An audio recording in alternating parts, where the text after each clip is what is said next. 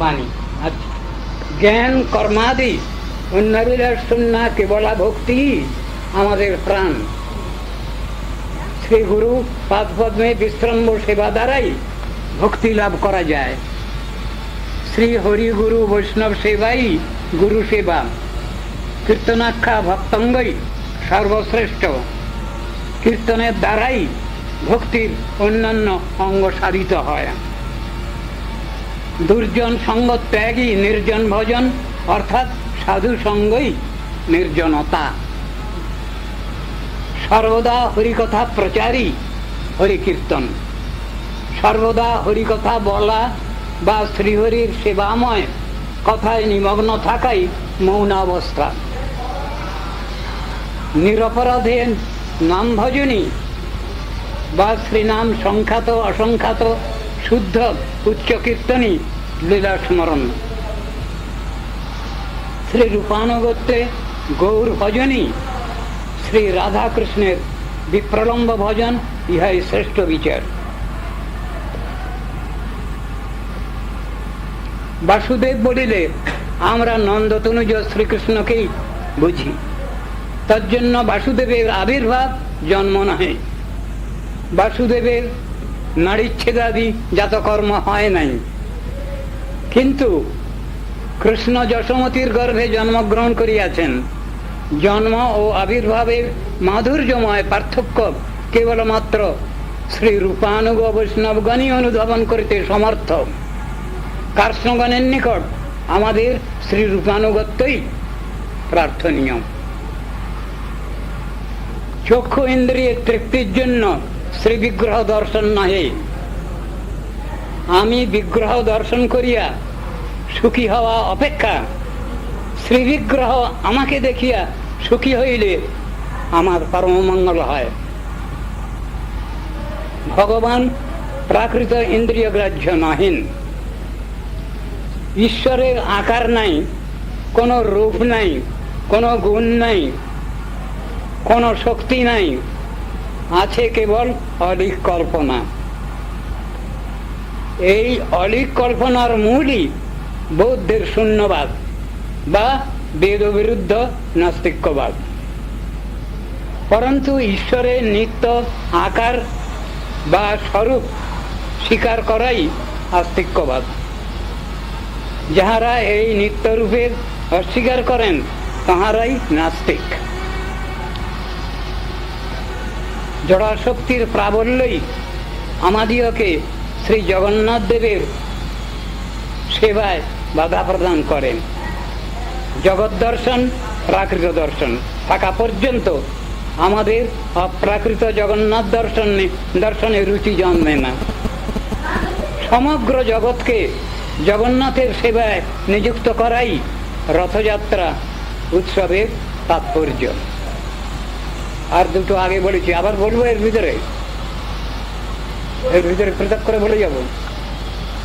গুরুর আজ্ঞা যাহারা সর্বতভাবে পালন করেন তাহারাই শিষ্য। যাহারা তাহা অস্বীকার করেন তাহারা গুরু পরম্পরা বিরোধী, পথভ্রষ্ট এবং গুরুব্রব। শ্রী গুরুপাদ পদ্ম মৃত নহেন। প্রকট প্রকটে তাহার সমান অস্তিত্ব প্রমাণিত। তাহার আবির্ভাব তিরোভাব এক তাৎপর্যপর। সুতরাং আবির্ভাবে বিরহ স্মৃতি ও তিরোভাবে মিলন মহোৎসব যুগপৎ সম্ভব। আর এখানে আগে যেটা বলেছিলাম দীক্ষাগুরু, ওটা আবার বলার দরকার, একসঙ্গে থেকে যাবে। দীক্ষাগুরুর পূজা সর্বাগ্রে কর্তব্য। সূক্ষ্মভাবে বিচার করিলে দেখা যায় মন্ত্রদাতা গুরুই সর্বশ্রেষ্ঠ। যিনি দীক্ষাগুরুর সেবা শিক্ষা প্রদান করেন তিনিই শিক্ষাগুরু। যিনি দীক্ষাগুরুর সেবা শিক্ষায় বিমুখ তিনি শিক্ষাগুরু পদবাচ্য নহেন। তিনি বৈষ্ণবী হইতে পারেন না, কারণ তিনি দীক্ষাগুরুর মর্যাদা দিতে শিক্ষা করেন নাই। বাংলা সাহিত্য সংস্কৃত সাহিত্যের একান্ত আনুগত্য করিয়া সমগ্র ভারতে সর্বোত্তম ভাষারূপে আদৃত। দুঃখের বিষয়, বাংলা ভাষাকেও সংস্কৃত ভাষার আনুগত্য হইতে বিচ্ছিন্ন করিয়া দেওয়া হইতেছে বর্তমানে। ইহার মূলে সংস্কৃত ভাষার প্রতি অশ্রদ্ধা ও ভারতীয় বেদ উপনিষদ ও পুরাণাদির চিন্তাধারার প্রতি অবহেলাও বুঝিতে হইবে। রাজনৈতিক, সমাজনৈতিক, অর্থনৈতিক প্রভৃতি সর্ববিষয়েই ঋষিনীতি অবলম্বিত হইলেই সকল সমস্যার সমাধান হইবে। ঋষিনীতি অবলম্বন করিতে হইলে আমাদের প্রাচীন সংস্কৃত গ্রন্থাদি আলোচনা ও অধ্যয়ন করিতে হইবে। এ সম্বন্ধে শিক্ষা বিভাগের ঔদাসীন্য পরিহার করা প্রয়োজন।